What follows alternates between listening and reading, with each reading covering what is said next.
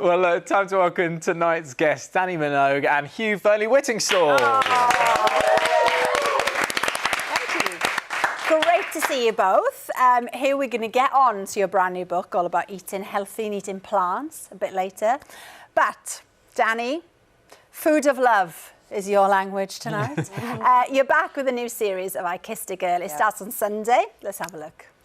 10 single girls are matched up and meet for the first time with a kiss. I am about to kiss a girl that I've never met. No small talk. No swiping on the apps. It's just a kiss. A kiss that could be the start of many. It takes a woman to know. She is unreal. She's sexy. I'm so excited. But when everyone's a possibility, Girls, you've got company. the path to love is never straight. Do you want some more girls?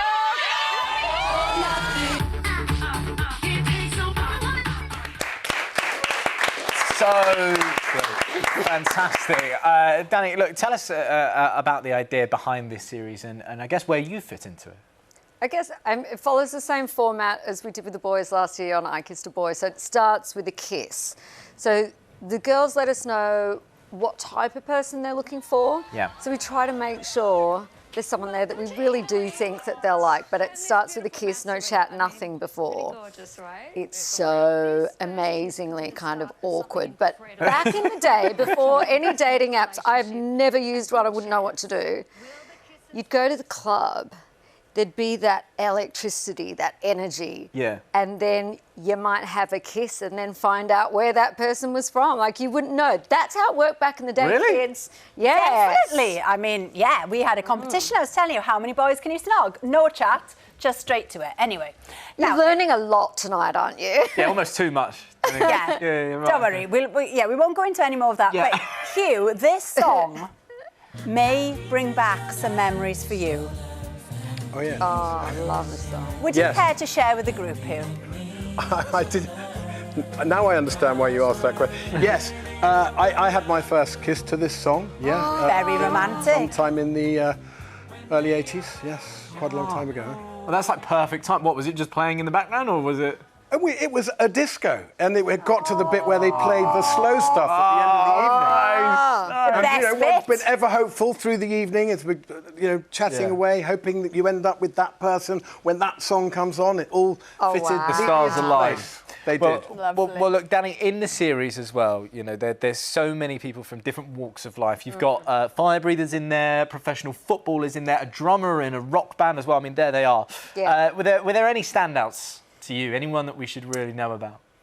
All the girls, the standout is when they come together and they've never been in a space only with queer women. Yeah. The conversations are different, so they're not guarded and they're learning from each other. The interesting thing is, one girl will come from a town where there's no gay club, there's no bar, there's nowhere to go to meet anyone, and they're learning from each other. I was learning, watching, all of the reality bits.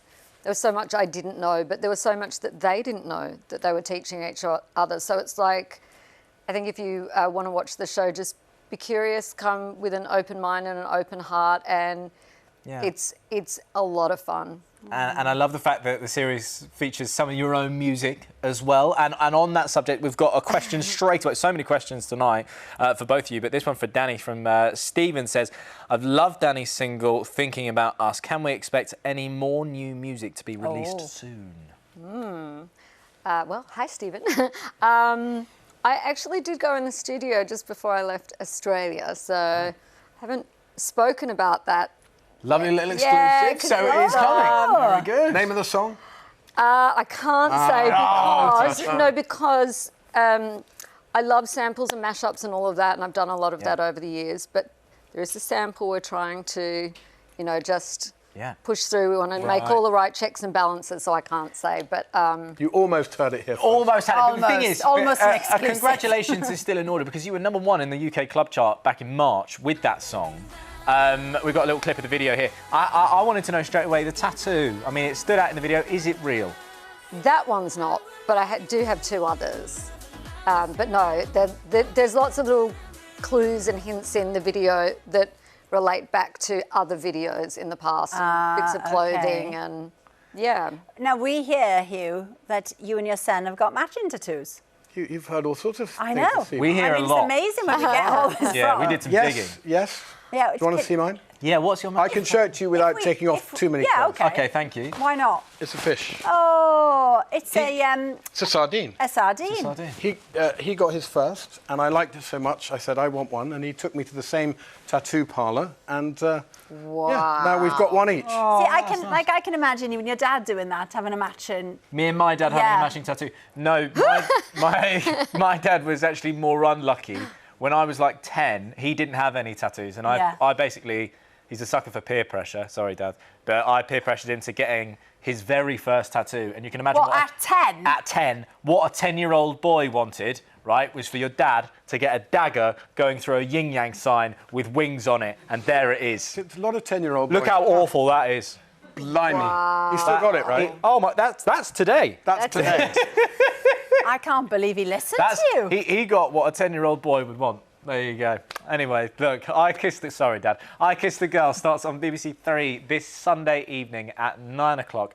And you'll also be able to watch the first 2 episodes on iPlayer from Sunday. It's got all the elements of a classic tattoo, that one, hasn't Yeah. it? Yeah. Now, in a moment, we'll be talking to Hugh about his latest mission to get more plants on our plates. But big thank you as well to Scott Mills for helping us surprise Amy. And, of course, you can hear him every day on Radio 2, weekdays between 2 and 4. And next week, he'll be heading off to Sweden for the BBC's Eurovision coverage alongside Richie Anderson, Graham Norton and Rylan. But before the 4 of them are let loose in Malmo, goodness knows, Malmo's going to be busy, isn't it? Graham will be joining us on the show tomorrow with an exclusive Eurovision announcement. Yeah, Graham will be revealing the UK's spokesperson for the Eurovision Grand Final. Now, this person will be following in the footsteps of some legends. Catherine Tate, Nigella Lawson, Bucks Fizz, legend Cheryl Baker, and you. I had no idea about this. Right? Well, it was a long time This was ago. a secret that was kept from me, but luckily enough, No, you'll be pleased to know I've got the footage. Don't play it. 2011. You know- Look at you there. This is London calling. Well, Superb. isn't this exciting? Oh, I Thank can't. you so much for a brilliant show this evening, and good Wait for luck, it. Blue, from everyone Good here luck, in the Blue, UK. you're saying. You said that, Yeah. for the UK. This is my favourite bit, though. Oh, this is crazy. This is my favourite bit, right? You're giving out the points. And full marks, 12 points go to Jedward. Here's the plan. Thank you, Alex. You gave Jedward 12 points. Wait till you see 12 them. points. There you go. Look how excited they were. Oh, my. You're in Eurovision history. Right, can we just burn that now? No, I've Please. kept it. Dannii, I do have to ask as well, lots of people, there was a lot of speculation that maybe you could, you know, maybe represent Australia, Eurovision. Any truth to those rumours? Well, I saw a tweet go out saying, you know, we're getting ready, and it was like showing the set or something. And so I just replied going, oh, so excited, like the countdown begins. It turned into this massive thing. And I was like, I'm just a fan. I was just like, because we saw each other up in Liverpool. We I did. managed to go to a little bit of it last year, and it's the biggest, best, fun, most crazy, well done event. And Yeah. it's getting bigger every year, and I'm into it. Would you ever do it? I don't know, like we've had some Australian artists that have just done crazy things, like Kate Miller-Heidke that was on the Bendy polls. Oh, gosh, yes. We had Dannii Im, who was my winner from X Factor in Australia. And I know from them, like the schedule that they had, it is huge. Crazy. I don't know if I can keep It's not up a with no. that. All right. It's not a no. Is that what you heard? It's not a Is that no. what you heard? Yeah. Now then, Hugh, we always love having you on. Thank you. And he always, Dannii, brings us a tasty treat. Tonight, no exception. Here we are. yes. Da, da, da, da, da, da. Baked in my Devon kitchen this morning. Oh, Go on. lovely. Oh, very nice. Okay. I'm obviously gonna Dannii, have to help try. yourself. Round two. Sorry. So Now- what have we got here, Hugh? These are chocolate and spice cookies, Thank you. and they've got some seeds and nuts, and they're they're a little bit crunchy, and they might even explode. Lovely. So the idea is just to show that indulgent treats can also be packed with plants and really, really good for you. So there's 7 different plants in the cookie. Dark chocolate is a perfectly valid plant. You've got 3 nuts and seeds. You've got 2 different whole grains and a pinch of spice. Really lovely. You can really taste the spice, can't you? No, it's really good. So look, I mean, the new cookbook itself, it's out right now, and also inspired by His Majesty. It's out. So it's not out right now. They've just told next me. week. Yeah, next week. Good. That's good. Yes, there you go. But it was inspired by His Majesty the King. Is that correct? Well, not exactly, but a very important person in the making of the book is Professor Tim Spector, because he's come up with this idea of how 30 plants a week is brilliant for your health. And the first time I met Tim in the flesh, although we'd spoken together a few times about these issues, was in the vegetable garden at Highgrove, where we were invited by His Majesty. He wasn't yet His Majesty, but this was a couple of years back. Yeah. We got chatting, and he told me about this 30 plant thing, and I thought it sounds super interesting. So at the beginning of last year, I rang him up and said, look, I'm going to do a cookbook about this. Would you write the introduction? And so the first opening bit of the book is the brilliant explanation of the science behind why 30 plants a week is fantastically good for your health. Yeah. And then my job is to make that achievable and delicious and help you just nail it within a couple of weeks of taking up the challenge. Brilliant. And you know, when we started hearing about these 30 plants on a plate, people sort of thought, that is loads. How on earth am I going to do that? But actually... Am I the only person who doesn't know what does it do? Well, go on. To summarise the science briefly, a big study in America and the UK, 11,000 people took part, and the idea was to try and find out whether an omnivore diet or a vegan diet or a vegetarian diet was the healthiest. And they couldn't find any significant health outcomes between those 3. But what they did find is that whichever you were, the more plants you were eating, the healthier you were, the better for your gut microbiome, for your immune system, for lower incidence of heart disease, of cancers, some cancers, etc., etc. 30 is the magic number because the benefits of eating so many plants a week go up and up and up until 30. And then they plateau a little bit. They still go up a bit. Yeah. And 30 is also the magic number because it's achievable. We can do it.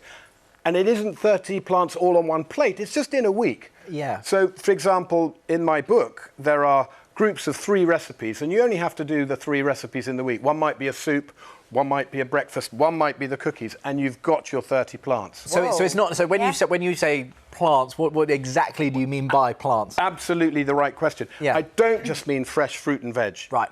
Obviously, they're brilliant, and the more of that we eat, the better. But we've got to remember that you know, plants include so many different things. And one area where we probably could all do with a bit more of is pulses, chickpeas, lentils, beans, and nuts.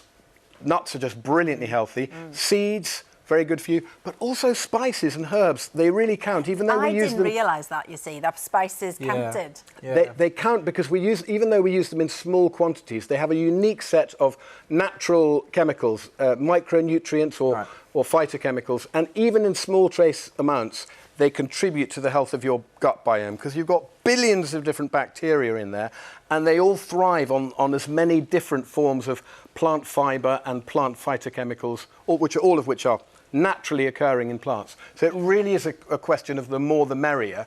It's also a question of what's realistic. And actually 30 is very achievable. Gosh, it's a fascinating subject. And Dannii, you seem really interested. What's your go-to, you know, if you're going to cook? I love cooking. I would say a seared tuna on the barbecue with the marinade of wasabi, soy and 7 spice.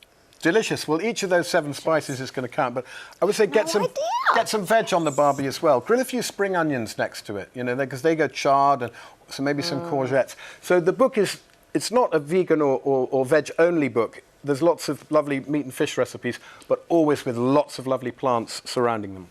Lovely. Well, Hugh's book, How to Eat 30 Plants a Week, is out next Thursday. Yes, indeed. OK, we have got Fern asks, difficult for you, Hugh, what's your favourite vegetable? Oh, peas, but especially from the garden. The ones you grow yourself. You can crack a pot of peas. They don't even get cooked in my kitchen.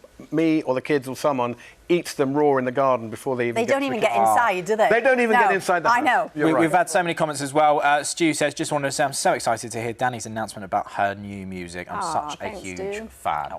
Well, look, that is it for tonight. Thank you so much to Dannii and Hugh for joining us. We'll be here tomorrow with Roman's friend Sarah Green, and Graham Norton will have that exclusive announcement about this year's Eurovision. Have a great evening. See you then. Bye-bye.